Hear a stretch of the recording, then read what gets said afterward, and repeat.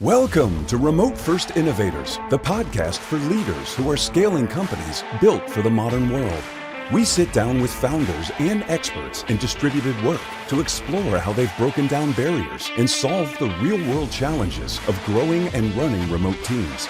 Each episode dives into practical strategies for onboarding, IT, security, compliance, and everything it takes to build a thriving distributed business. No fluff, no theory, just what works when your team is everywhere and operations never stop. Here are your hosts, Robert Phelps and Jake Gump.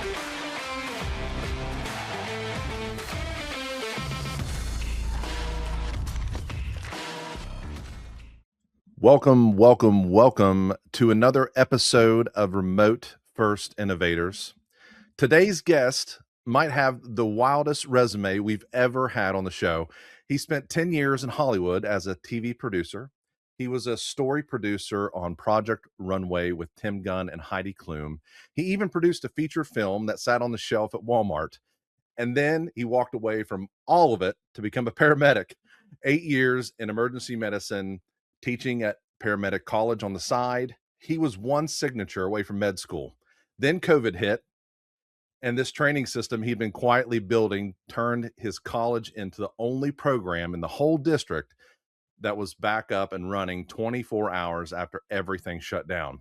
That moment changed his entire career. Today, he runs enterprise growth at ArborXR, the platform companies like Amazon, Walmart, and Delta use to manage their entire fleets of VR headsets and smart glasses from anywhere in the world. Please welcome to the show, Devin Marble. Devin, welcome, man. Thank you, Jake. It's an honor to be here. Awesome. All right, let's get into it. 10 years in the film and TV, and you walk away from it to go and ride in an ambulance. I mean, what happened? Take me through that. It's a story about my childhood, really. I wanted to be a veterinarian when I was a kid, and I was told at a young age that I wasn't smart enough. I couldn't do it. I didn't get good enough grades, and I couldn't do it. And rather than taking that as a challenge, I just believed that person. Like, they were really close in my family and in my life, and they're like, they must know me. And kids are really impressionable. You know, it's like one of my fears with my own kids that I'm going to say one thing to them and it's going to send them in the wrong direction. And so I went to school the next day and I told all my buddies, I'm like, hey, I can't be a vet. What do I do when I grow up? Now, they didn't ask. It's a bunch of kids, right? We're like freshmen in high school. And they're like, I don't know, why don't you join the drama club? I was like, okay, sounds fun. So I just stopped trying in school. And I just went, I'm going to do drama. Like, why do I need to get good at math? I don't need that to be an actor. And this is fun. I'm actually pretty good at this. I enjoy it. So I became the president of the drama club, the president of the improv club. Like, I just went all in, and I was a straight C/D student on everything. And man, that was a mistake. Honestly, there's a learn lesson there. When I get out of school, instead of finishing my college degree, I just went to New York. I got a scholarship to this acting school. And it turned out to be like a musical dramatic academy in New York, and it wasn't for me. So I did one semester and I moved to LA. And that's what kicked it all off, right? It was, I'm going to move to LA. I'm going to become famous. I'm going to work in film and television. And I'm not smart. I don't need the degree, right? I used to have this saying, a degree in fill in the blank field and $2.99 will buy me a hamburger in Los Angeles. But it's, you know what I mean? I actually don't know why I used to say that, but it was like I was just finding ways to say that I didn't need a degree to be an actor. And I quickly learned that no one's looking for you. It is way harder to become famous than it is to become a veterinarian. You have to be good, smart, hardworking, and you have to get struck by lightning, like all at the same time. And if you go to school and you're a D student, but you complete your degree and you get your veterinarian certificate, or even as a doctor, right? D's for doctor. You still get to be the vet. You actually can go and get that job and and be the vet, but you can't get a master's in any degree and then become famous, right? You also have to get struck by lightning. Right. So I learned that you have to produce your own stuff. You have to write. You have to direct. You have to do things and make noise. And so I didn't have any money. I didn't have a degree. And suddenly business was important. I had to know what business was. So I used to go to Borders before Borders closed, and I would pull business books off the shelf. And I didn't do it at the library because I needed the most up to date stuff. And I would read about securities law. I would read about like investment and starting an LLC. And then I would sit out on the balcony, drink Starbucks, and then I'd put the books back and take notes. And I would just do that. I was going to my own school. That's how I started a production company. I had 3 partners, original 3 productions. That's how I found funding from an investor in New York, all the way out from LA, and funded a feature film. And I was changing out toilet paper rolls on TV sets as a production assistant. And I found the guy who was walking around set on flip flops. And I was like, that dude is not working hard. Like, that's the guy who can make a decision. His name was Ben Hada. By the way, that guy works so hard. But he was the supervising producer. And I walked right up to that guy and sat down with him. Phenomenal, man. I will never forget some of the advice that he gave me. Best advice he ever gave me was squeaky wheel gets the grease. Mm. And he meant, if you don't say what you want to do, ain't no one listening, and no one's going to tell you how they got there. So you need to be noisy. And I asked him, how do I be you? I'm like on set as a production assistant with a trash bag full of toilet paper rolls that I need to go run up and fill. And that was season 1 of A Shot at Love with Tila Tequila. And season 2, I was story producer. And I went from making, $19 an hour on set to $1,200 a week, but unlimited hours. Like, just so I used to sleep on set. And I was writing and I was producing. We were doing commercial competitions and submitting them, and we were trying to make this feature film and trying to sell it. And I learned hustle. I learned what it felt like to get stabbed in the back. I learned how to have thick skin. I learned how to navigate people who only want something from you. That's the only time they're going to talk to you, is if they can get something from you. And so I learned how to talk.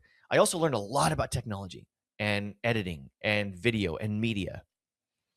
And then when I was approaching that 10-year mark, I realized I'm not helping anybody but myself.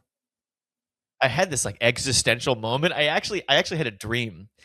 I didn't have any kids. I wasn't married. I had a dream. I woke up in a cold sweat. My son, who was small, must have been like 3 or 4 in my dream. I don't know, just a little kid, walked up to me and said, Daddy, what do you do for work? And I froze. I didn't know what to tell them because I didn't want to glorify my job and make them go into Hollywood and try this machine where I've seen people, like, the whole story is about like seeing people snort white powder off of a toilet seat. Like, I've seen that shit. Oh my gosh. Wow. And I didn't want to glorify that industry. It's not all bad. It's not all bad, but I just didn't want him to do that. But I also didn't want to own up to my kid in this dream that I was doing something that didn't make me happy, and to face the question, well, then why are you doing it? I wake up in this cold sweat, and that began the transition change for me. It was like year 7 or 8. And by that time I had ended up on TV. I was like with Sci-Fi, NBC Universal. I was working with Jack Osborne, and I just realized, like, I don't think I'm serving anybody, helping anybody. And then I got married to my high school sweetheart. She moved out to LA with me, and I was like, we got to move back home. And I decided that I was going to become a firefighter. And I was like, maybe I can help people and do some medical stuff. Firefighting is secure. I'll have a pension, and I don't need a degree. And so that was the transition. That's how I decided to go into medical. And I moved back to Arizona. Man, that's crazy to me. You're living the life. I mean, you're doing what people dream about doing. I mean, was it all blur?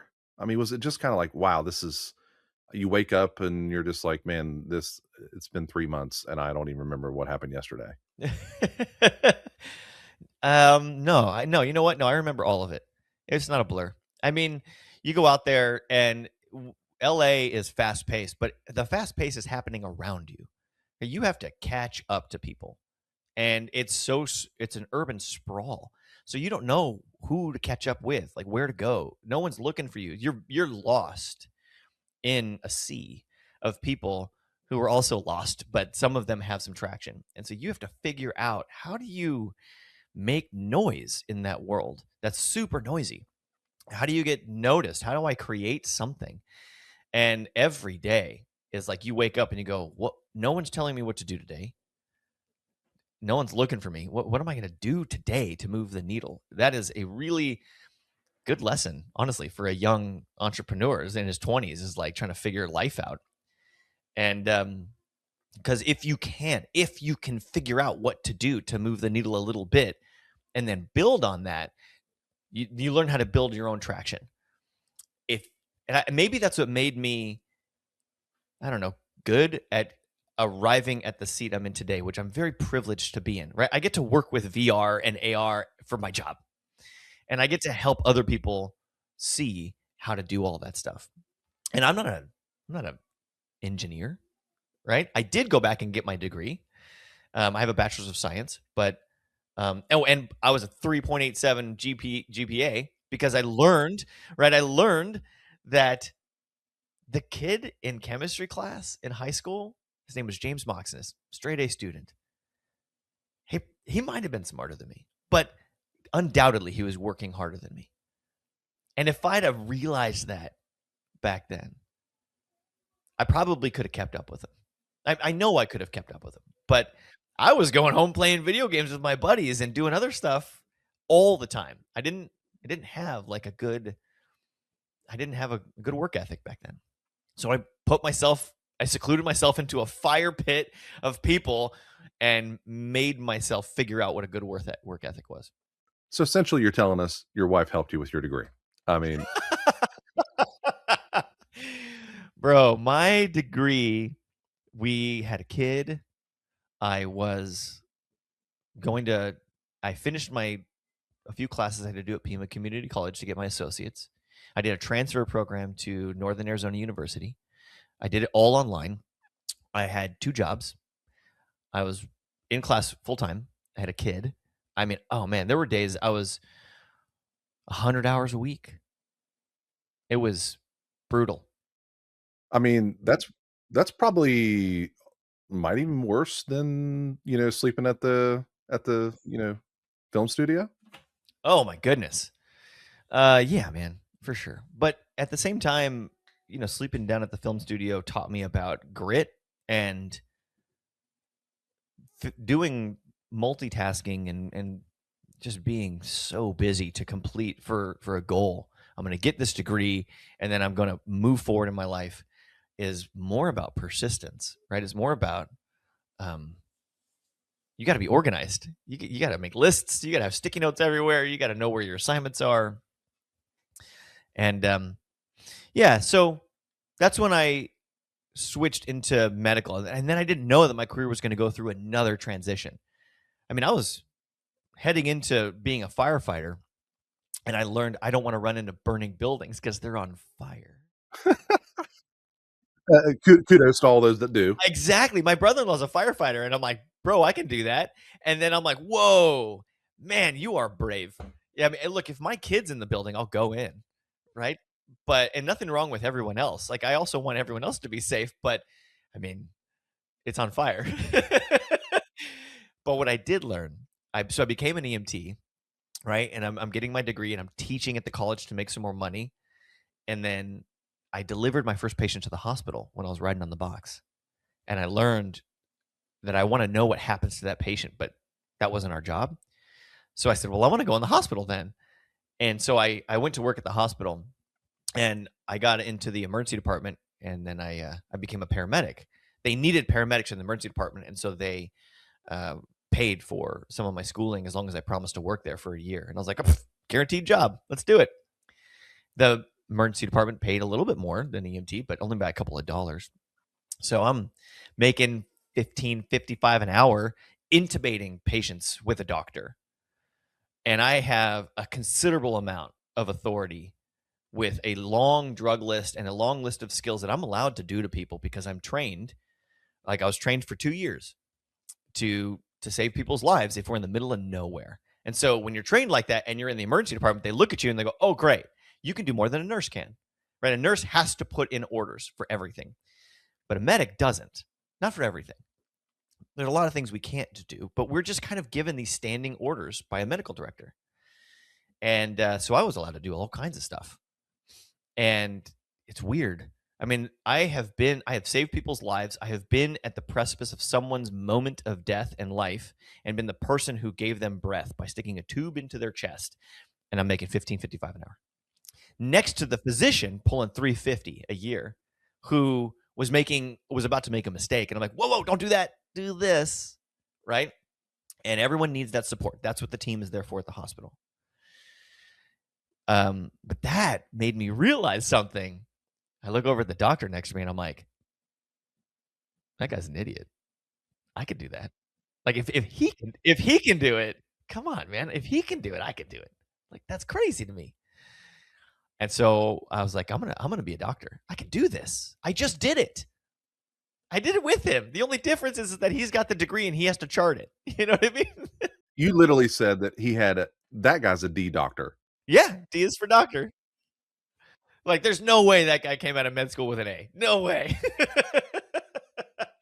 But no one checks your grades, man. The only time grades count is when you're in school. The day you graduate, no one ever asks you what your grade was in any. Like, if I can encourage anybody, if you're going to go to college to explore and take the hard classes. Why, man? Come out the other end, finish, but take the hard stuff because you're going to learn more. You're going to challenge yourself more. Your brain is a muscle. Exercise it. Exercise hurts. It should be painful. Come out with some knowledge. Don't worry about the grade. Just get through it, man. Anyway, so I got on this med school track, and there's a lot you have to do for med school. You have to have a research background. You have to have clinical experience. You have to volunteer. All kinds of stuff. So I'm like, all right, I need more jobs. I was volunteering at Habitat for Humanity. I went and got another job at the University of Arizona working for the All of Us research project, precision medicine, genetic research. I became a researcher and I was doing all of it. I had a kid, another kid. We had 2 kids now. And I was like, woo, this is getting busy. And COVID was coming. COVID was coming, man. Now, I remember I was teaching at the community college. And during all of this, I think I'm going to be a doctor. And the director of the community college says, how do I increase student success without increasing their butt in seat time? They're maxed out. And I said, give me a camera, give me a computer, and I will digitize their skills education. And they can watch the videos while they're out on the station waiting during clinicals. They're waiting for a call because they were all paramedics and EMTs. And so I got a little bit of a budget. They gave me, she gave me up to like $3,000 spend or something like that. I bought a VR headset. No, actually not yet. I had bought the computer and the camera, and I built what is now the Immersive Medical YouTube channel. And it's just nonprofit, helpful medical training and a podcast. But back then it was just the medical skills training. And I didn't get on camera, but I knew how to produce. I knew how to film. I knew how to edit. I knew how to direct. I knew how to fill the story in my brain and then guide people on camera. And I was medically inclined, right? I knew the algorithms. I knew the medicine, and all of the instructors knew the medicine. So I just had to tell them to do what they were good at and create little chunks. I put them on YouTube for the students, and it went bonkers. 120 countries. I had people from like Iraq emailing me saying, I thank you. I want to become a paramedic in the United States one day. I'm watching your videos. We appreciate it. Like, wow, really cool stuff. But I had also created this like infrastructure, this digital infrastructure for the college. And then COVID hits like Washington and Seattle, and it's coming down the coast, and we see it coming. And I'm supposed to submit my application to the University of Louisville Med School. They're waiting for it. The dean said, you're a shoo-in. This is fine. They're a career-changing hospital or college. So they want career changers into the med school. I'm Hispanic. She goes, you check that box. Like, yes, this is going to be perfect. Just submit. So I'm about to fill out my med school application. COVID's coming. And also by this time, the director of the college had asked me how to continually increase success. And I said, well, let's use a VR headset this time. And we bought a VR headset and I was starting to do some VR stuff. Like students were standing inside of a heart, and then they were training with these like digital avatars with a platform called VR Patients. And so that was already there too. And COVID's coming. And I turn to the dean and I say, hey, schools are shutting down on the Northwest coast. We might shut down, right? And she goes, yeah, it might happen. I said, okay, well, do you want me to teach all the teachers how to like teach remotely? And she goes, yes, please. I said, okay, let's organize all the faculty into a classroom, make them all bring a laptop in, and then tell me what tools I can use that are approved. And it was Google Meet at the time, which was a horrible platform back then. And I bring all of these faculty in and I make them all practice doing Google Meets together. And I teach them about how to have good lighting and what not to put in your background and how to present and where to stand and when to look at the camera and like how to do a PowerPoint and screen share and then how to annotate. We did it all day. The next day, the school shut down. Wow. And the whole college was down. Like there was no education happening for at least 2 weeks, maybe 3 weeks. Like some of the online education started to go back on 2 weeks later, but those faculty were working on campus, right? So they had to figure out a remote solution, even though the students were learning remotely, and no one was allowed back on campus. But our teachers were just armed, right? And they had these laptops and they knew how to meet. And I had all this infrastructure. I had the YouTube channel, all of the videos. I had digitized all of their course curriculum into PDFs and into Google Drives, and we had this VR stuff that they could also do in WebGL. And it was like, okay, the day that like 24 hours later, we said, let's get back on to lecture. Course 241, just lecture it remotely. We'll invite all the students. Let's see how it goes. And we were off to the races. And that cohort of students graduated with the highest pass rate in the history up to date at that college for the paramedic program. And look, part of it is because those learners were inundated with time, right? Freedom to study and resources. And then I think the other part of it is the faculty like overdoing it, overcompensating with care and instruction and one-on-one time for students. So I think it's a lot of it. It wasn't just, oh, they did remote teaching and they did better. It was fear and forcing the technology and then overcompensating and helping the students. And that was like an aha moment for me on the power of digital education, digital technology. And I thought to myself, maybe I can save more lives if I teach people to save lives or help more people. I could put people to work. And the company that we paid for, I was a customer, called VR Patients. They were reaching out to me asking, and I was telling them, here's how to fix your product, or you should do this on your website, or hey, you should do this. And ultimately they were like, those are all really good suggestions. Why don't you just come work for us? And then I had this decision moment to make, which is like, okay, wow, should I do this? Should I go work for this like tech company instead of going to the University of Louisville and becoming a doctor? And I did a little math, and my kid was going to be 9 before I finished residency and became an emergency physician. And that's a long time to be an absent father. And I was probably going to be about $400,000 in debt. But I would have been making $350,000. So it's a good shovel to dig out. But I was like, maybe I can make 6 figures. Like, how much money do you really need? And maybe I can make 6 figures doing this digital thing, and then I can work from home. And to start that, they weren't offering me a full-time position. They were offering me a contract role, 10 hours a month. So how do you charge for that? I'd never done that before. And so I called up my buddy who was a venture capitalist in San Francisco. And that's just luck, right? I had this like high school friend who's my best friend since the 2nd grade. He went into the military, and then he finished his 10 years and he got on the GI Bill, and they're like, where do you want to go to school? And he got to go to Stanford for free. And then he came out in the tech community and he went into venture capital. It was really cool. So he's working at Andreessen Horowitz, and I gave him a call, and I'm like, dude, how do I this tech company wants me to work for them, and how do I charge for this? Like, what? How do I do this, man? Because remember, I'm used to 15.55 an hour. And he goes, dude, you're worth easily $220 an hour. And I was like, get the heck out of here, man. That's easy for you to say. What are you talking about? He's like, you should be making 190. And I'm like, you're talking pipe dream. I'm pulling in 80 grand a year working 3 jobs, man. So like, what smoke are you smoking? And I'm like, it's not fair. You're saying hot words, but you live in San Francisco. Like, the poverty line is 90 grand a year there. And his rent, and he was in a rental house, was $7,500 a month. And that was pre-COVID.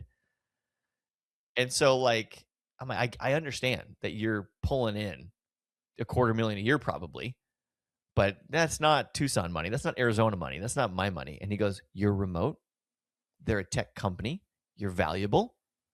What do you got to lose? Don't undersell yourself. And so my first contract with them was 10 hours a month.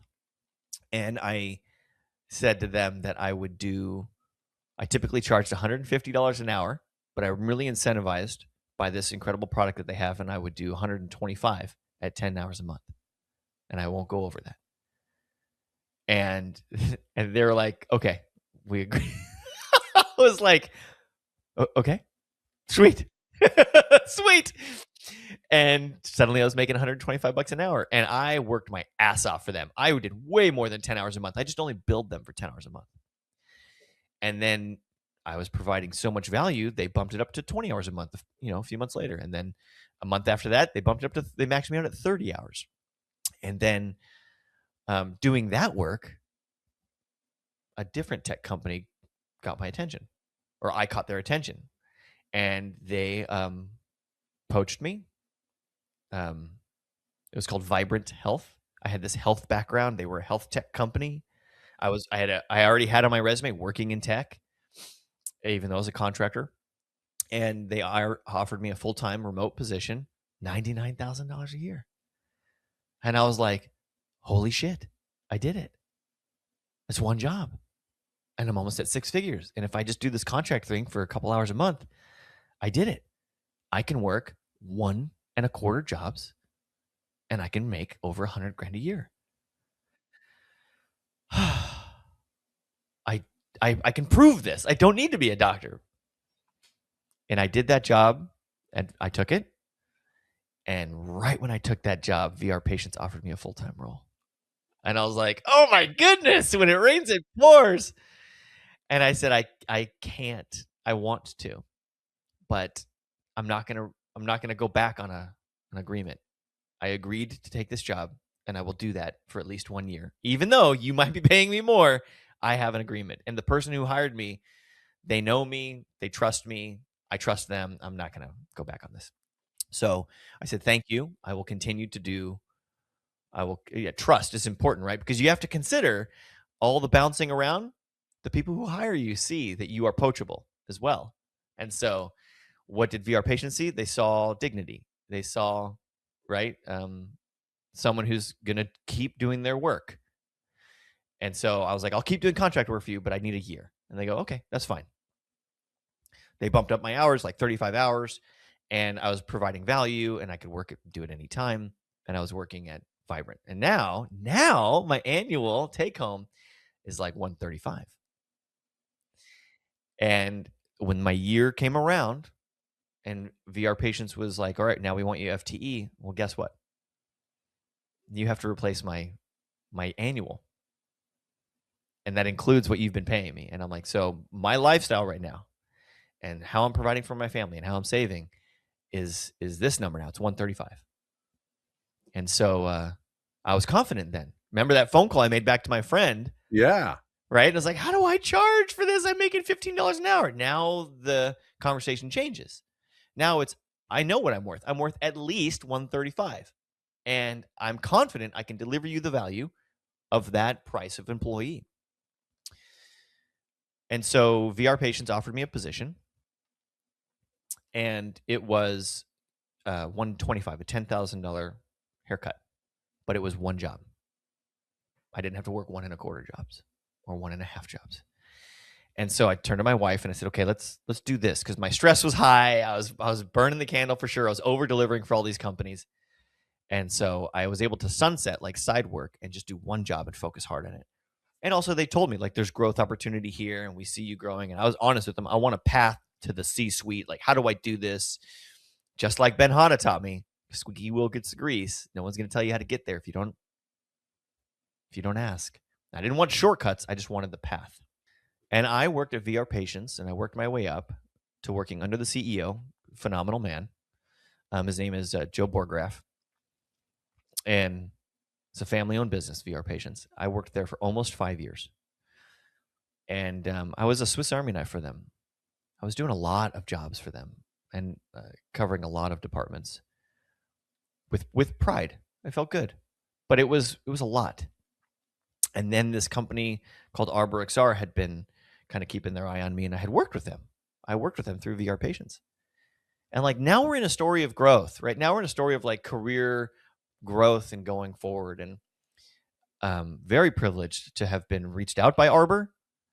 I went through 9 interviews over 6 months with them. Wow. And by the time we got to the end of those interviews, I was able to, and I had moved up at VR Patients, and my salary had gone up, and my authority had gone up. I had made a lot of mistakes. I had made a lot of decisions. I learned what it took to have a crucial conversation. That's a book I recommend for everybody, Crucial Conversations, if you haven't read it. And yeah. And then Arbor offered me a full-time role, and it was a phenomenal bus to be a part of. And I'm like, I really would love a seat on that bus. And I'm privileged to be here now. I've been here almost 6 months. And we're doing incredible things. When I was at VR Patients, I was working specifically in healthcare and nursing, helping people. And now I get to work in all sectors, helping all software, deploy XR, VR, AR, training, simulation, work improvement, guided workflow with smart glasses. I get to help all Amazon, Delta, like all of these incredible companies and hospital and education, the University of Pittsburgh and all of them. And it's very privileged to be working here and to be earning for my family and to be able to be remote.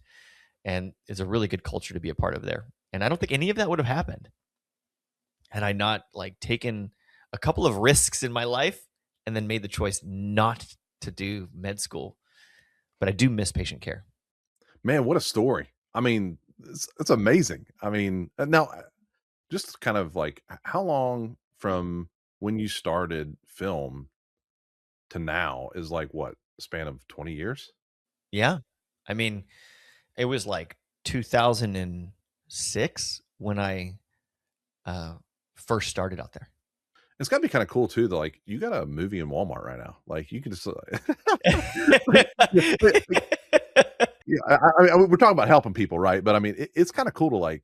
I mean, how was it just like going to Walmart and like seeing your movie there? Like, it was surreal. There's 2 moments in my life that were super surreal.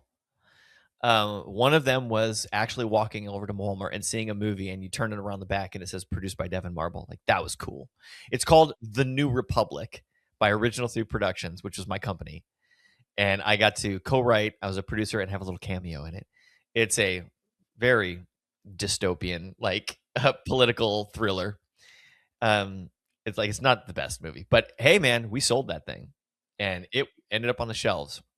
I bought one, and then also the distributor sent me like a dozen of them, so I've got a couple. And I'm sure it's not on the shelves of Walmart anymore. I'm sure you have to go to like Amazon to get it or something.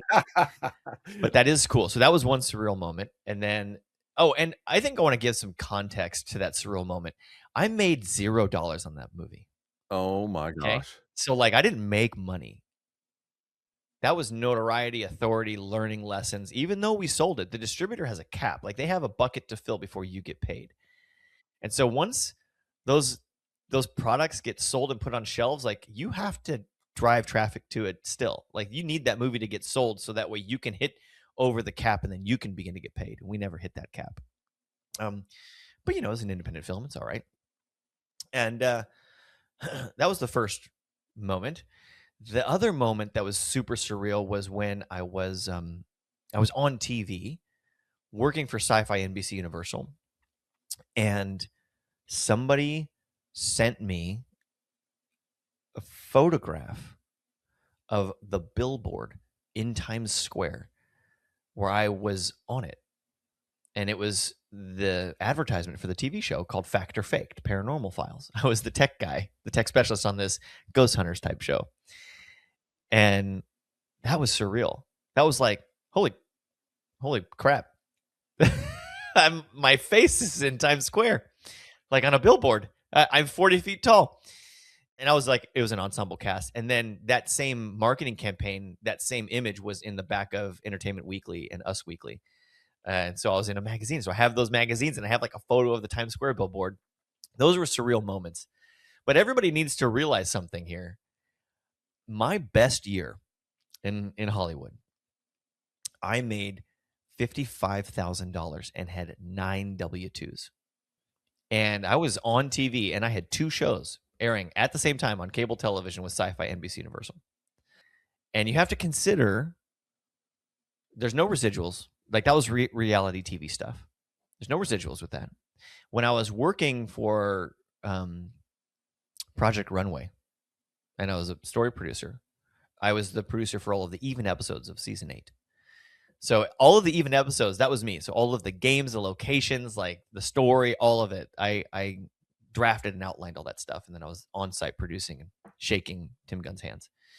You get paid weekly as a producer. And then when the show ends, everyone on the production gets fired and they all apply for unemployment and then they silo the episode or they silo the film or they silo the TV show in an LLC. So that way, if they get sued, they're suing an LLC that only has one entity inside of it. They can't, right? And so it's really hard to sue like Sony, right? And so, but that also means that you have to get rehired by the production company. It's going to be a new LLC. And so it's a lot of hire, refire, fire, rehire in the industry. And it's hard to get insurance benefits on that. It's hard to show like a long path of like straight, consistent work. And so you have to make the money that you're making last. But Uncle Sam sees that you made like $30,000 in 9 weeks. But then Uncle Sam doesn't see that you were unemployed for 6 months after that. And so they expect you're going to continue to make that money and you get taxed high. And then you get your money back at the end of the year, but it gets tied up. And that's really hard. And so like, you see people on TV and they're not all millionaires, man. And it's a real small percentage of people who are just doing just fine in Los Angeles. Everyone else is struggling. Man, 55,000 should be 5.5 million, right? I mean, you'd think so. Yeah, man. No, they certainly made that much on me. Sci-Fi did just fine. We had it's how I got it's one of the ways that I got accredited. Like you have to consider I'm an accredited producer at the PGA, and that means that I produced more than 10 episodes of television with more than 1 million views each nationally. And I made, $1,500 a week. And then, we Fact or Faked had like 2 million viewers or something like that on Sci-Fi, which is a pretty niche network. My income didn't change. I had a contract, and then what's worse is I was contracted to work with the network when they called, and I didn't know when the next episode or the next season was going to come around. So during the drought, I had to go take producing jobs.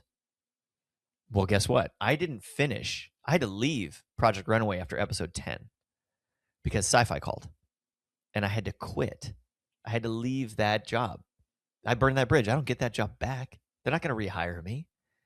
So it's a pickle, right? You're in a pickle. You're like, okay, wait a minute. What do I do here? I'm making $1,500, but Sci-Fi's calling. We're about to start shooting again. I'm supposed to be on camera, and it's like feast or famine, man. Incredible story. I love every minute of that. And then to bring us back up to speed, you go from VR patients, training nurses and medics in VR, and then you're over to ArborXR. And for anybody who's never thought about this, I mean, like, what does it actually this is one thing I was wondering as we were talking, in the prep call. I was like, what does it actually take to get headsets into like a hands of thousands of employees at a company like Amazon or Walmart? That just blows my mind. Yeah, Amazon's not going to Walmart to buy them, right? And they're not ordering them on their own website and then supplying their teams. And you have to consider that, let's just use the Meta Quest, right? So the Oculus Meta Quest 3 headset, like that's the most popular one. And it's also the most readily available. You can buy it at Costco. So let's pretend for a minute that Amazon or Walmart wants to train delivery drivers in VR to improve safety. And so they're going to do a driver training something. I don't know. So where do they get these headsets, and what software is on it, and how do they get it? And then how do you control all of these headsets? And that's what we do now. Or that's what I do now. And so it's this really interesting web that I could talk for hours about. It's so fascinating. Walmart has to buy these headsets from an entity called Channel, and they're resellers. So like CDW. And CDW gets the headsets on pallets from a distributor called TD Synnex. Now, Amazon and Walmart, they're used to buying through Channel. They buy all their stuff through there. Like, you have to consider that Walmart has point of sale systems and computers in their stores, and little iPads and scanners and all these like iPhones and devices that they're using for their employees. Where the heck do they get that stuff? Channel, CDW. Like, they don't buy it from Dell. They don't buy their point of sale systems from Dell. They get them from CDW, because CDW will aggregate all of the software onto those devices. They have the Norton antivirus. They've got the Microsoft Word already on it. They've got the point of sales workflow system already on it. So that way it's already connected, has their Wi-Fi SSD certificates already put on the computer. So when the computers arrive at Walmart for the point of sale, they plug them in, they can start transacting. Okay. Well, that is where VR headsets go for these really big transactions. If Walmart wants 1,000 headsets and they want to send them all over the country to all of their different employees, they're going to buy them at CDW, which means CDW needs to have a list of software available to put on the headset. And so Walmart has to pick that software, or they have to contract with a software builder and say, we're just going to contract with them. Just give me the headsets and we'll put the software on it, because we're having software built for us, custom VR software.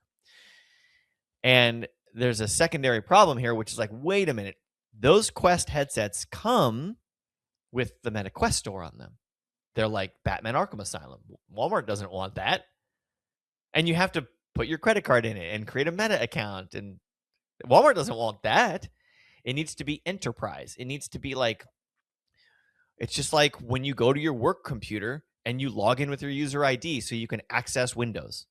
Okay, that is a workplace computer. If you go to Costco and you buy a Dell laptop and you open it, dude, it's got some demo content preloaded on it, comes with Office 365 Home, and so there's software already on it, and you can buy software and put it on it. But on a workplace computer, you try to buy software, you're going to get an IT flag, and they're going to say, whoa, you're spending money. Where are you buying this? You have to go through CDW to order it. The software will download the next time the computer updates.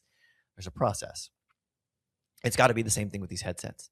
And that's where ArborXR comes in, because Walmart might order 1,000 headsets for CDW, and then they might contract it's called an ISV, an independent software vendor. So like someone building this custom VR training for drivers, and they might build it, but then Walmart's got to go, okay, wait, how do we get that training onto the headset? And how do we get the Quest store off of the headset? That's what Arbor does. Arbor goes, oh, we do that. Just you plug in the headset and you provision it one time. It changes the firmware on the headset, so it's a new operating system. So it's almost like you have a Windows computer and you're like, oh, I need to be on Windows 11 instead of Windows Vista, whatever, right? So you need to swap out the operating system, and that's what Arbor does. And as soon as they swap out the operating system, Walmart now has a portal they can log in, and they can just get from the software developer their APK, that's the package, that's the file of all the training, and they just drag and drop it into Arbor, and then they select the headsets and they hit send, and then all of the headsets, the next time they connect to Wi-Fi, they reboot and the training's on them. And when the employee puts on the headset, there's some sort of login that they have to do, and Arbor helps. That's called authentication. Arbor helps Walmart authenticate their employees in for this truck driver training. Maybe they have to scan their badge. Maybe they have to type in their employee ID. Maybe they have to just put in a 4-digit PIN, and then it knows, oh, it's John Doe.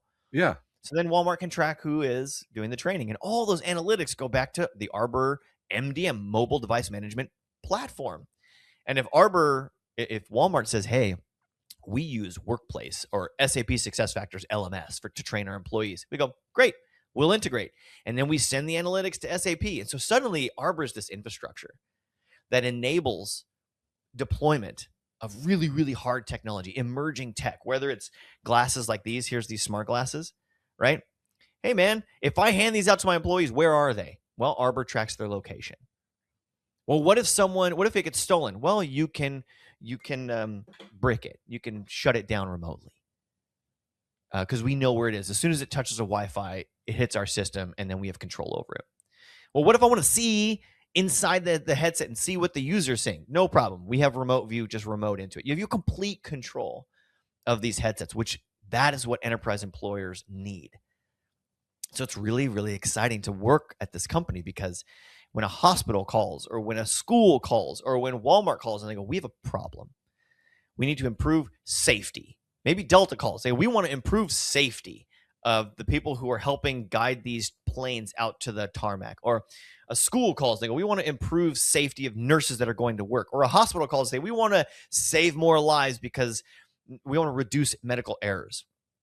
I can help them pick their software, find out who their vendor is. I call up their vendor, their CDO. They know, hey, what's up, John? Hey, what's up, Devin? It's like, bro, we got a deployment coming in, 600 units, and this is the bundle that they need. Let's go. And they go, let's go. And we bundle it all together. And when the headsets arrive, they're ready to go. It's got the Walmart logo on the headset, just like when you order a laptop and it comes with all your workforce software on it. So we get to be this really cool like enablement architecture layer, and it requires like a deep understanding and a knowledge of like all those pain points and friction points, because there's so many, and then how to kind of guide the customer along and making those right decisions on those pain points. Because as soon as you have a bad experience with new technology, you don't want to do it. You're like, okay, this is too hard. The thing that is like amazing for me being in IT, that as you're going through this, is the fact that you make it so customized for them. And the thing that we hear from clients all the time is, does it integrate? Will it be, can it integrate with what I already have? Right. And so I think that's amazing that like out of the box, it's connecting, it's ready to go. Like, who wouldn't want that? You need it. You absolutely need it, because the alternative is you send someone a device, whether it's a computer or a VR headset, and that employee needs to put it on and do specific training that is tied to their employment. There's mandated training, and they open it up and they don't know what to click on. They're bothered by ads. They need to create an account with a credit card. They need to dig through a game store to find their training. No, that is too much friction. It's not going to happen. And it's a lot of distractions, right? They might be like, hey, man, you sent me this headset. I played Batman. What do you want me to do? It was right there. It's like, no, they need to do their workforce training and so they can get back to work. That's what I get to help do. I get to help put people to work. Now, let's talk about just the experience with using VR, right? You have, you put it on, and obviously you got some people that, younger may be really comfortable, older may be like, what is this thing they're making me do? But the experience is kind of like, wow, when you put it on and you're like, man, I'm literally doing the job, but I'm not doing the job. And so that's kind of a different experience when you think think about it from the employee's perspective. The thing to know about VR is that it does not replace the need for people to put their hands on objects and get their hands dirty, right? You have to continue to do that stuff. However, VR does help the brain, like not just help the brain, accelerates the brain's ability to make critical thinking decisions, to make mistakes, in a non-destructive environment. And it can be so realistic that it feels real enough for your brain to like let go. I was just seeing a use case recently of a back to kind of airlines, a what is it? I don't even know what the job title is called. He's the guy who gets in the little cart, connects it to the plane, and like puts it in reverse and pulls your plane out, and then sets it on the tarmac and then leaves, so that way you can fly away. He's been doing that for like 25 years. And he gets in a VR headset, and he's got like this little plastic remote for gaming, right? It's like the game controller with the steering wheel. And he puts on the headset, and the first time he does the pushback, whatever they call it, the pushback of the plane, he aced it. He did it perfectly. No mistakes. And he came out of that headset and went, that was super realistic. I could totally do that. That is super valuable, because if a person who has been doing it the same way with their muscle memory for 25 years can get in a digital headset and go, hey, this is just like real life, and then do it correctly, well, that's, first of all, that's good software, but it's a good immersive experience that proves is useful for the end worker, because that means that a system that is good enough for a 25-year employee can now help a year one employee. And year one employees need lots of practice. And year zero employees don't get to practice until they get the job. Well, now you can. Right now, you can send your new hires while they're onboarding headsets, and they can start practicing the actual job. And they're not even on the job yet. They're still doing their workplace violence and like training, and they have to do their PowerPoint presentations on like, equity and inclusion and all that stuff. And they get to practice the job. And now with AI, it's even better, right? Because there are avatars in the system that you can talk to, right? Like there might be another guy in the seat next to you, and you can turn to him and go, hey, am I doing a good job? And he's like, nope, you're doing a bad job. Try again. And when it's a nurse, like you can talk to the patient, or you can talk to like a nurse assistant in the room and ask questions. Go, hey, I don't remember what the medication is.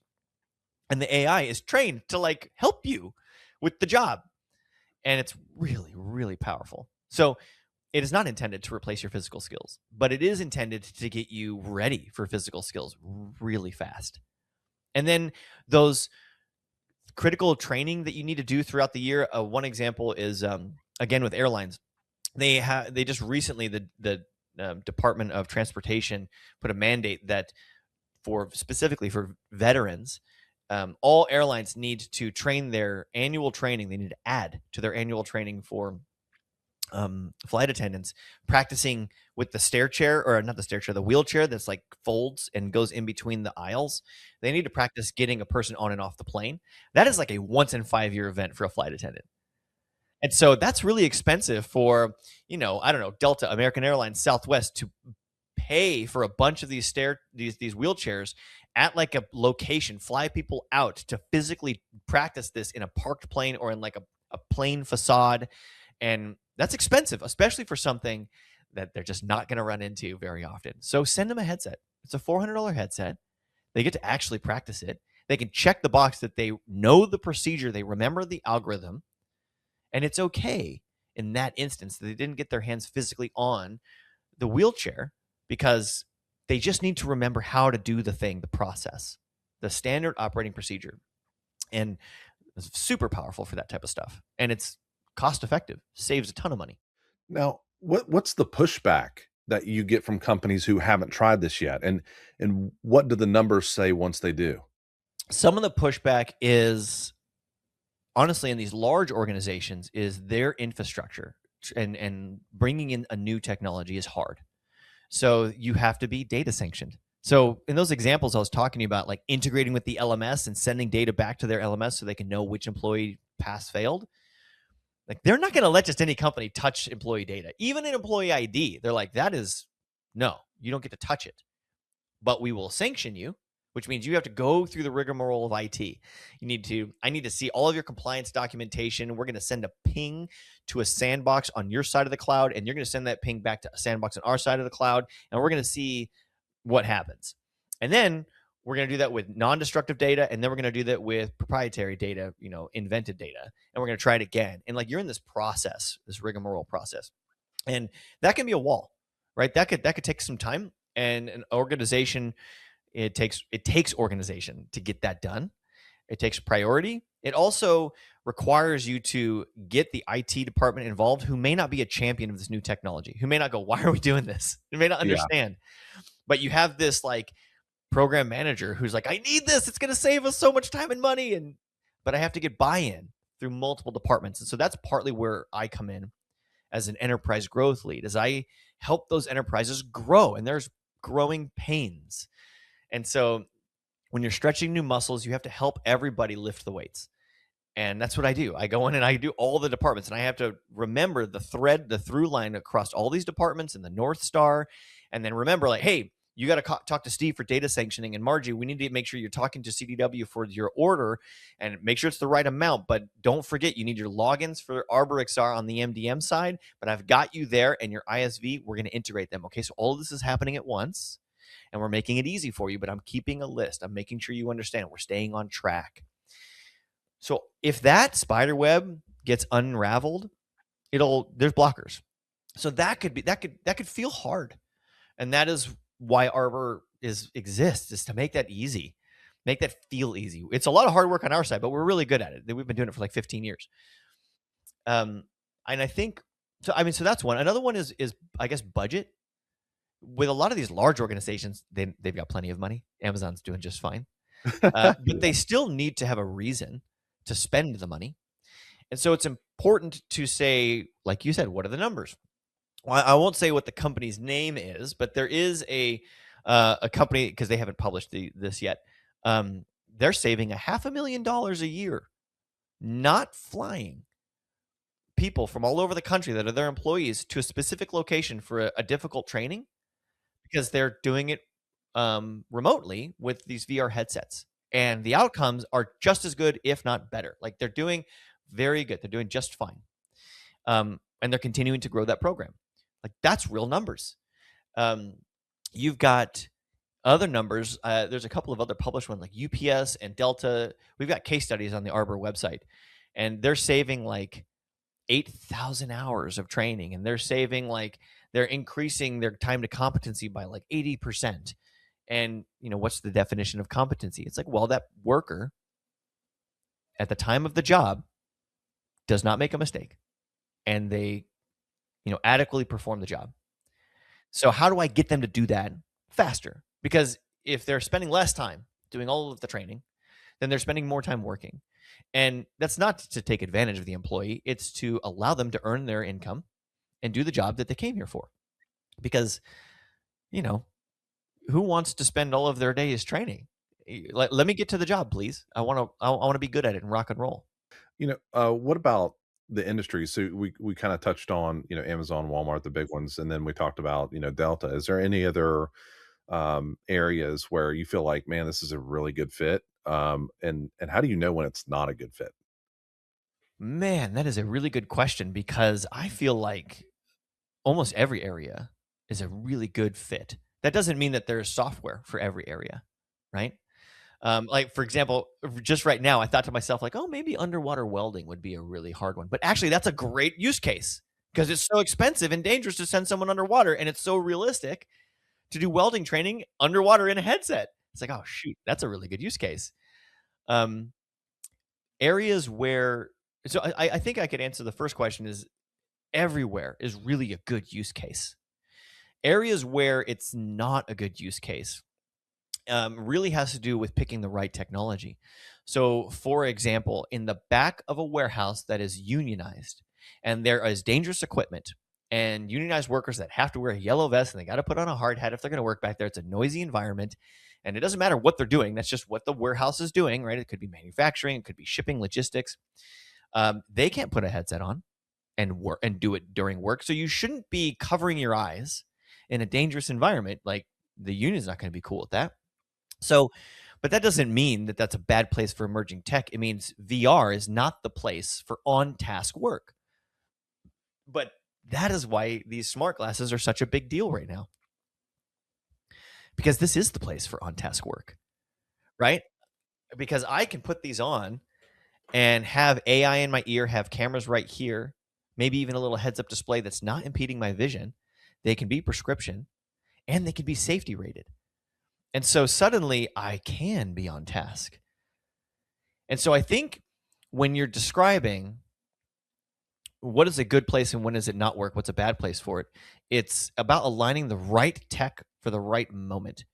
And augmented reality has always been the Microsoft HoloLens, which is a really big, bulky headset that then died. Like they killed it. And we've all been waiting for the form factor to reach something like this because even the HoloLens was hard to use in those warehouse environments. It's still bulky, it's still heavy, it still covers your vision. And so that's why it's a big deal right now with smart glasses and guided workflow. And I would encourage your listeners here to keep an eye on, ArborXR is on the precipice of this, and we are right at the edge, and we're doing a bunch of stuff that I can't talk about right now. Oh, come on. But it is going to, you will see it, and it is going to be providing solutions to solve the problem. So that way, the answer to your question, Jake, of where is it good and where is it not good? The answer is it's always good. It's just a different device. And we have a device for all vectors, right? For all locations.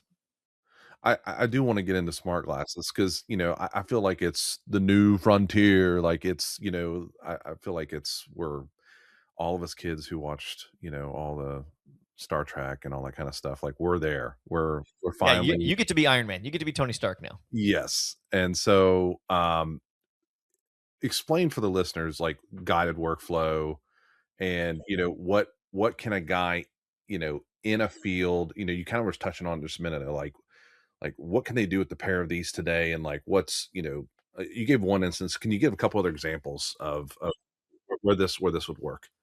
So let me, I'm pulling up a little note here because I had a question about this yesterday. So I'm going to do a little bit of reading right here to make sure that I speak super crystal clear. So guided workflow has a long tail definition, but if we break it down to its simplest initial form factor, right? What's the beginning of guided workflow? It is a standalone application that's invisible and it's in the glasses. Let me put these back on. Okay. It means that these glasses are speaking to the cloud, and in that cloud is an application that's going to perceive what the person sees and has data, knowledge, and knowledge base that will put it up against that and then provide information back to the end user. So it can turn the customer's existing standard operating procedures that are in a filed folder in the cloud into instructions that are delivered to the frontline worker, to their field of view while they perform a task. So consider let's just do simple shipping logistics, okay? I am standing at the belt and I have all of these boxes coming my way, and each box requires a specific asset tag folded a certain way, taped from left to right, and sent to the next one. Okay, that is my standard operating procedure, A, B, C, and D. Well, now these glasses can see what I see. It can see my hands. It can see the procedure. In a folder in the cloud somewhere, it's got the standard operating procedure. It has AI built into it that knows the procedure, knows what the procedure looks like, and is watching me do what I'm doing. And if I put and let's say I have this box and it's, flip it up, fold, tape it vertically, and then put the sticker on the right. And I put the sticker on the left. The AI can go, oh, pause for one moment. You put the sticker on the left. It's supposed to be on the right-hand side in the upper right-hand corner. Take a moment to fix that. Boop, stick, keep going. Now that box, think about the company's ROI. That box doesn't get shipped with the wrong procedure because it took 5 seconds for your buddy who's watching your back, your wingman, is in your glasses helping you. And you could even pause the line and go, wait a minute, why does the sticker need to be on the right? Which is probably a question you're not going to ask your supervisor, right? You're just going to do it. But now I've got a buddy who's on my team. They're not monitoring my work to, catch me, to get me. No, they're a knowledge base. And so they're on my team, and I can go, yo, whatever you want to call the AI. Maybe it's got a name. Yo, Harvey, right? Hey, Harvey, why does the sticker need to be on the right? And it could say, it's like, because in the last 15 years of shipping and logistics, this company has shipped 5 million boxes. And 75% of the time when the label is on the left, it gets shipped to the wrong location due to the way that it gets scanned at the end of the line. So put it on the right. And now you know. And you're like, I'll never forget that. Right. Thanks, Harvey. Back on the line. Go. And you're back on your procedure. That is the power of a generalized LLM that has a specific file folder of training knowledge and general knowledge that is going to provide the end worker, like they're going to be your wingman. They're going to be your guided workflow buddy. And you can ask it all kinds of questions and it will serve you instructions. That's one example. Other things that it can do is it can record and capture and then write the SOPs for you. So let's say that you have a line of workers who've been doing this for 20 years. They know the procedure. They're the people that you send trainees to and go learn the SOP from that person. Now, your company didn't actually document all of the SOPs because maybe you did 8 years ago, but now you have these professional workers. They're doing fine. No one uses the paper SOP, but you're scaling up. You're hiring like crazy. And you're like, shoot, we really wish we had those SOPs and they're out of date. Oh, I need Jane to fix the SOP for me, but she's working all the time. Like she's my go-to person on the line. Okay, give Jane these glasses. Jane, I want you to do this. Wear these glasses for 1 day, and it's going to watch your procedure. And it's okay if you make a mistake. It's because it's going to take the average, right? It's going to know where the mistakes are because it's going to know what you're doing is the right way. And then it's going to record, take photos, ingest everything that Jane is doing. And while it's doing that, it's drafting the SOP in the cloud. And now you can go, Jane, great job. Go do process 7 and 8 now, please. And so she doesn't need to write. She doesn't need to type, right? She can do the thing that she's good at, that she's great at. And then that will generate the SOPs into the cloud. So now your leadership can provide an SOP to a new hire who's coming in. And that new hire can read the SOP before they start and then be handed these glasses, trained by Jane, and put them on. And now the glasses are going to be the wingman. You go, hey, I generated your, and it won't even say this, but I generated your SOP. Let's get started. Step 1. Is this your first day? You're like, yeah, this is my first day on the job. Okay, Jimmy, you're going to do a great job. Here's how to get started. Jane recommends that you do these 3 things first. So get ready. Go wash your hands, put on your gloves, make sure you have your hard hat on, and go to line A. Bro, I want that wingman. And as a leader, I want to provide my employees with that wingman. And what we are talking about right now, Jake, we have not even begun to talk about what if there's a heads-up display?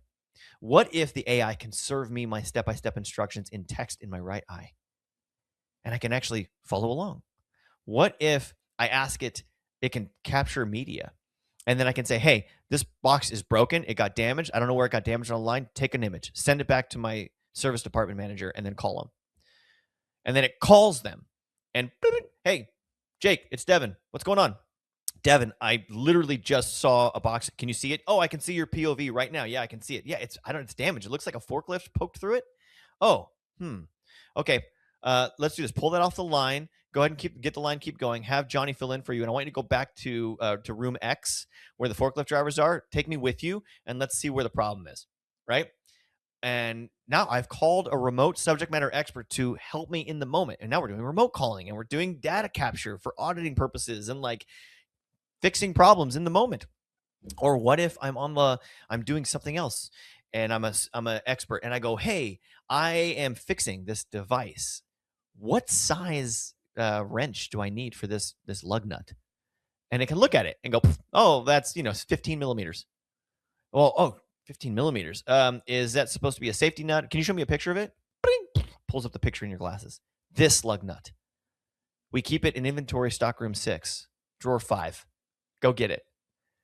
Thank you. That is a wingman. That is not someone replacing you. It needs you. Right? And your company has turned you into, it's given you Jarvis. That is today, man. That's not in 2027. I've worked in a manufacturing environment. That would have been so helpful. I mean, because I think with the real time, it could start safety. such a huge deal. It can point out things to you immediately. I think actually I used to run cranes in my previous job, and I was just like, man, it could literally tell you the trajectory of your crane in real time and say, hey, you need to slow this down. If you hit the wrong button, I mean, it could give you real time feedback. I know that brings up safety, right? So safety and privacy, and there are Oh, people. great question. I mean, people are wearing these on their face all day long, right? You know, there's going to be a worker who's gonna be like, "Oh man, I got to go to the bathroom I got to sometime." go to the bathroom. Yeah. So I mean, so what do you do? Like, just have a spot you take them off and do your thing, or what? I mean, That's a thing, but if they're prescription, it's even another problem. And if they're so comfortable now, the worker might just forget. So what you're talking about is exactly where ArborXR sits. We manage these things. We control them. We make them secure. We make them safe. There's so many things that can be done. Like one of the things I'll talk about right now is just geofencing. So quite literally, you can, it takes a little bit of IT help here, but you can say these glasses work in this geofence, which is this Wi-Fi. You step out of that Wi-Fi, they're going to shut off or they're going to not be capturing anymore, which is a nice little safety mechanism that goes, yeah, you walked into the bathroom, you went to the you went potty, but don't worry, the glasses weren't recording. They weren't on. They were just regular glasses.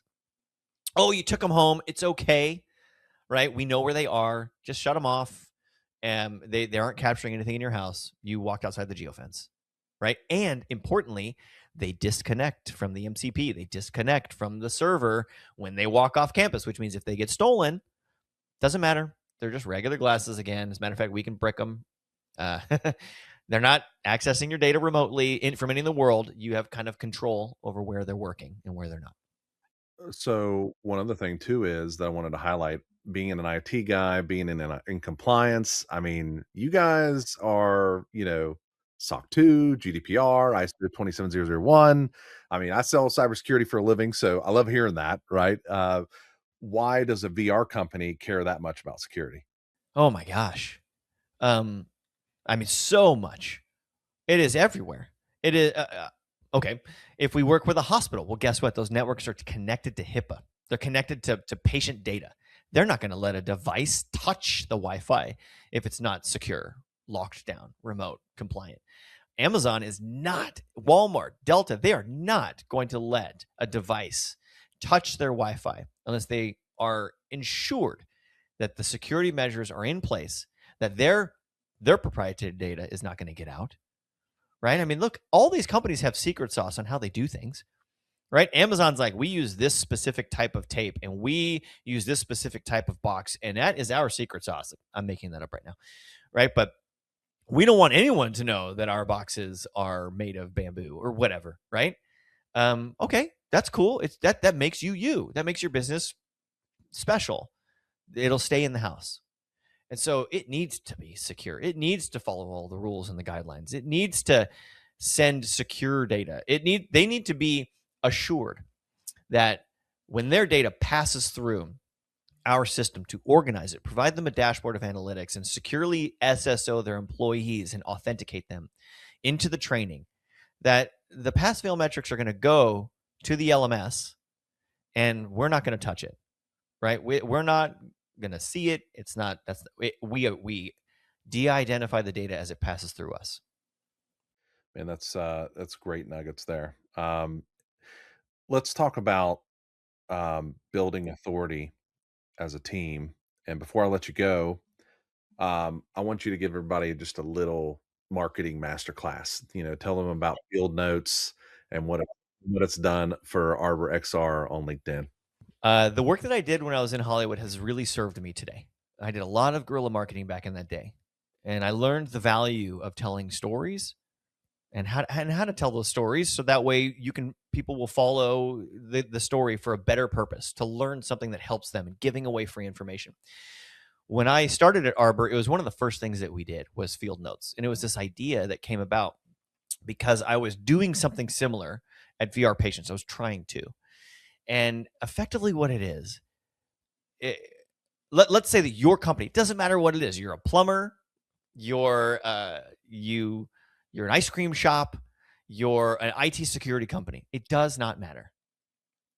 LinkedIn is phenomenal. It's also free. You can pay for ads. You don't have to. What you should do is give away your knowledge and do it just raw. It doesn't matter if you're walking down the sidewalk with your cell phone or you're sitting at your desk and using your laptop computer. Make it natural. Be willing to make mistakes. It's okay to say and misspeak. Just correct yourself and keep going. Give away your tips, your tricks, your knowledge, because people are going to go, wow, if that person is giving me this for free, imagine what I'll get from them if I pay them. And the people who actually engage with their content and then reach out for real, that's an actual marketing qualified lead, an actual sales qualified lead that is probably going to become a buyer. Everyone else is noise. Everyone else just wants to watch your stuff and move on. And so that's okay, man.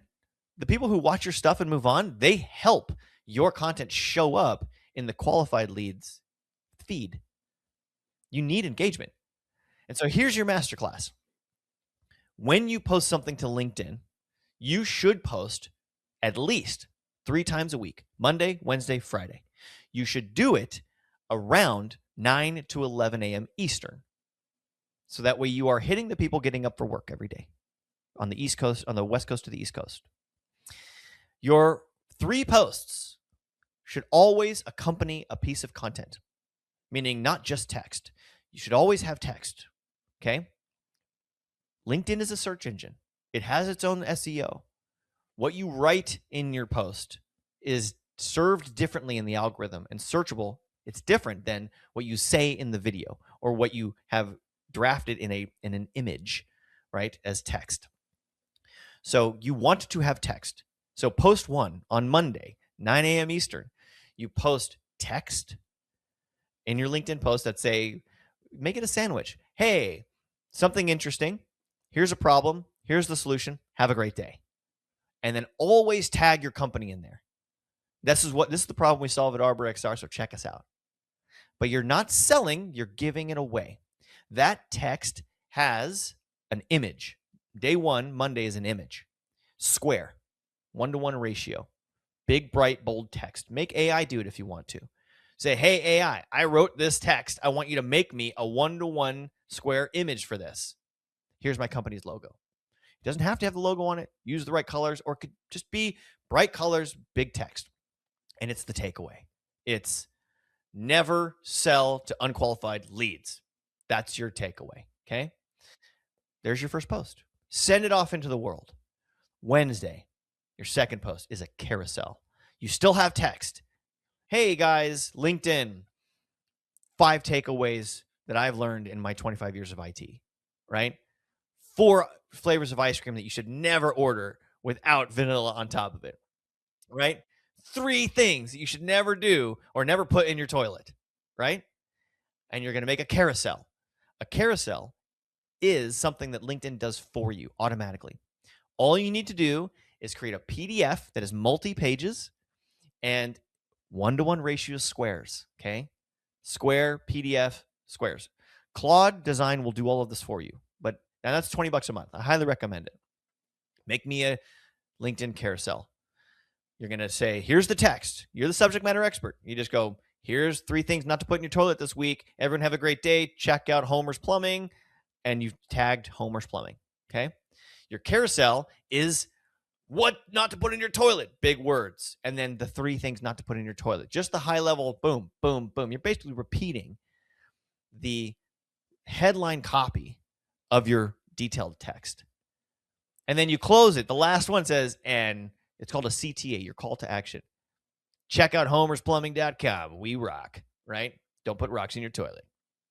And so that's your second one. Now we've done Monday and Wednesday. Friday, you're going to post text and a video, or text and another image, or text and another carousel, okay?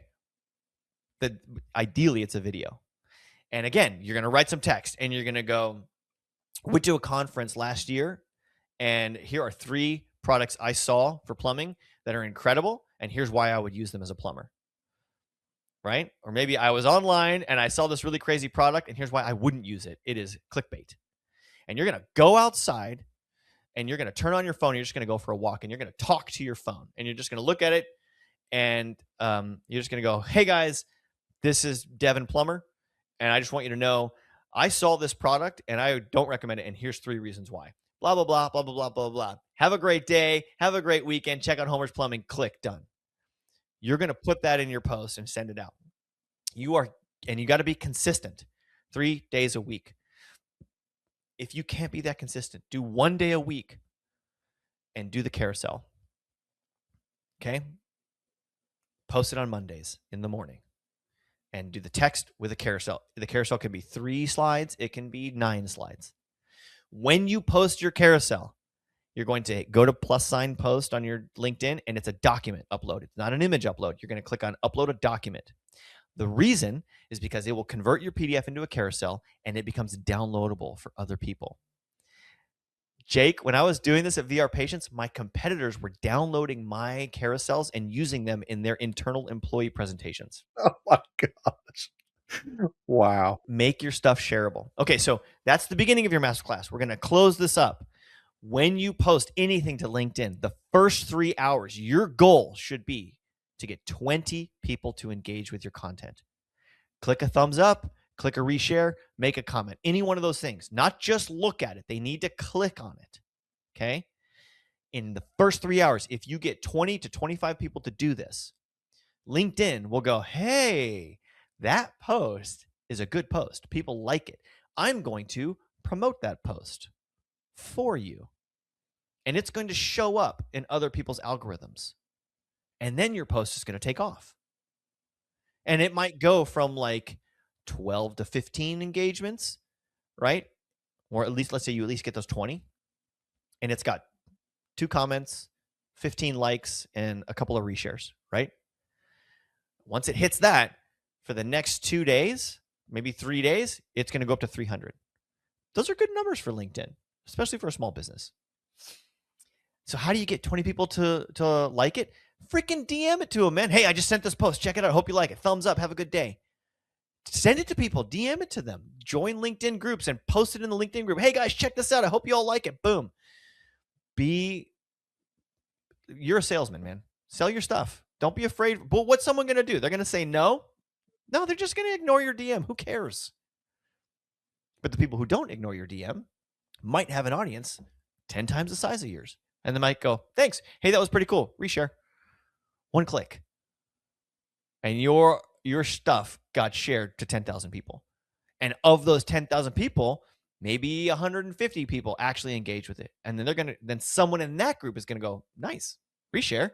And they've got 30,000 people in their group. This is what you need. And it happens in the first 3 hours. Get 20 people to 25 people to engage with your post. So you need to share. Consistency wins all the time. And there is the masterclass, ladies and gentlemen. I learned so much. I'm going to start doing it. Hold me to it too. But I've got a marketing guy that we just hired at our company, so I'm going to make sure he knows this too. Gosh, I feel like I've not been doing that at all. And there's so much cool stuff that we encounter every day that you can just, I have conversations with people every day where I don't like this, or this is awesome. Like, you can just capture those and share it with other people. Why not? Especially in the IT world, man. There's so much going on. Every single week, we have an entire meeting on for 2 hours on Friday that we just go over all the stuff that happened during the week, and it's always a long list. There's never a time where there's just a short list of stuff going on. So, Devin, appreciate your time. This has been absolutely amazing. You are a great storyteller. You can tell that you've been in TV. I love just listening to you. I could listen to you all day. But before we go, tell everybody where they can find you, ArborXR, Immersive Medical Channel, if you're still doing that, if it's still going on, and let us know. Well, I'm Devin Marble. You can find me on LinkedIn /Devin Marble. Reach out, DM me. I'm happy to be of assistance any way that I can. Just give away all the knowledge, and let's partner. Check out ArborXR.com if you want to see what's happening in emerging tech, and if you want to see what's going to happen with these wearables, we're going to start making some noise. So definitely check that out. If you've got any medically inclined people, or you got a kid that's thinking about being a nurse or being a medic, go ahead, check out the Immersive Medical Podcast. It's free. It's a nonprofit podcast. It's youtube.com/immersive medical or immersivemedicalpod.com, and check it out. I haven't done a new pod episode for a little while, but I think we're going to revamp something pretty soon. But it lives on, and it teaches people how to do all kinds of stuff and what nursing is really like. I interviewed an ICU nurse on their lunch break in the parking lot of their shift and asked them, what's it really like to be a nurse? And so, that's a good career to go into. Check it out. I appreciate the time. This has been wonderful. That's it for today's episode. If your company is hiring remote, managing devices, you're never going to physically touch, or trying to stay ahead of security and compliance, that is exactly what we do at Creative IT. Our Remote OS portal gives you device management, onboarding and offboarding, compliance, cybersecurity training, and it's all in one place. So head over to creativeit.com, book a discovery call, also remoteos.com. And thanks again for listening to Remote First Innovators. Make sure you subscribe. Don't miss an episode, and we will see you in the next one. Remote First Innovators podcast requires more than a conversation. It takes action, research, and collective wisdom. If today's episode resonated with you, we'd love to hear your insights. Join the conversation and help us shape the future together. We'll be back with more stories, strategies, and real-world solutions that are making a difference for everyone. In the meantime, be sure to subscribe, rate, write a review, and share it with someone you think would benefit from it too. Thanks for listening, and we'll see you on the next episode.